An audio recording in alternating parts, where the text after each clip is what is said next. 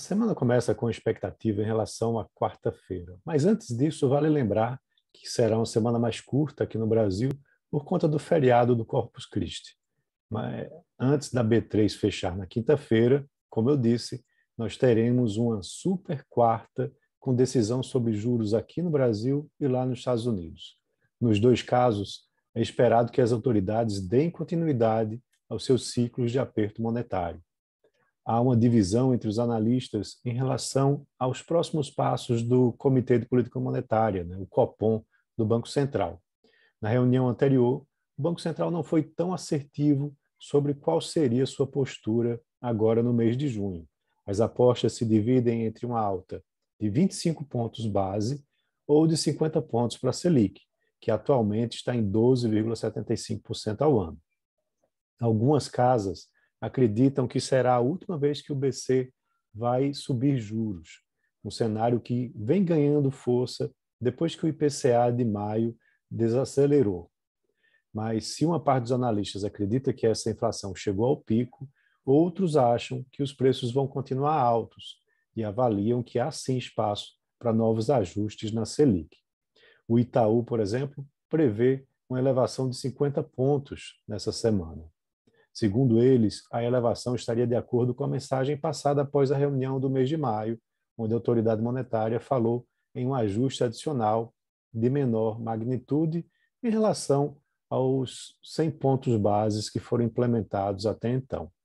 Também acredita que o Copom vai sinalizar para um aumento moderado nessa reunião de agosto. Eles esperam que o Banco Central eleve a Selic para 13,25%, com destaque para a sinalização dos próximos passos do comitê. O Bradesco também vem apostando nesse patamar. E aí, como eu disse, na quarta-feira termina a reunião do Comitê de Mercado Aberto, o FONC, lá nos Estados Unidos, e a decisão não deve trazer muitas surpresas, e os juros do país devem ser elevados em 50 pontos base para uma taxa entre 1,25% e 1,5% ao ano. Além dessa decisão, aí, claro, os mercados vão acompanhar de perto a coletiva do presidente da instituição, o Jerome Powell, sobre os próximos passos. Essa expectativa é ainda maior depois que o índice de preço ao consumidor lá dos Estados Unidos, o CPI, avançou 1% em maio, na comparação com abril, superando todas as expectativas e mostrando que a inflação no país ainda não chegou ao seu pico, como alguns pensavam. Também, o início da reunião do FONC coincide com outro dado importante de inflação, o índice de preços ao produtor, que vai ser divulgado na terça-feira. Então, é possível que o presidente do Federal Reserve tenha um tom mais hawkish, ou seja, de mais aperto monetário, de um aperto mais agressivo no seu discurso. Além de Copom e FONC, o Banco Central da Inglaterra também vai anunciar mais uma elevação de juros na quinta-feira. Já na segunda, os investidores vão conhecer a produção industrial britânica e o PIB revisado do primeiro trimestre. Na terça, os dados oficiais de emprego por lá, no Reino Unido.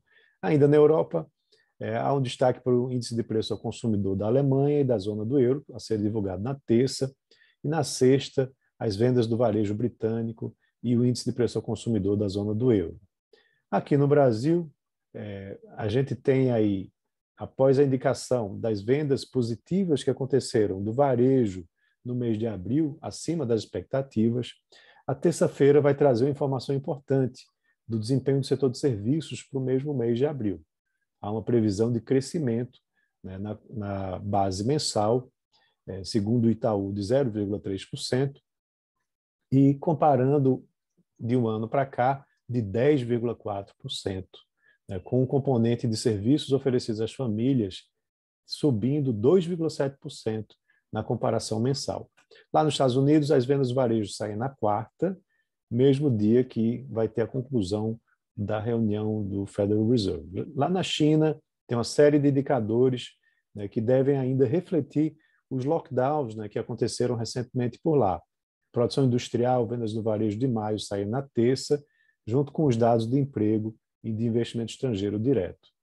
No noticiário corporativo, bastante importante, vai ser o último dia de negociações dos papéis do Banco Inter na sexta-feira. A empresa migrou para a Nasdaq e a previsão é que as ações sejam negociadas em Nova York já na semana seguinte. Então é isso. Um abraço a todos e tenham uma ótima semana.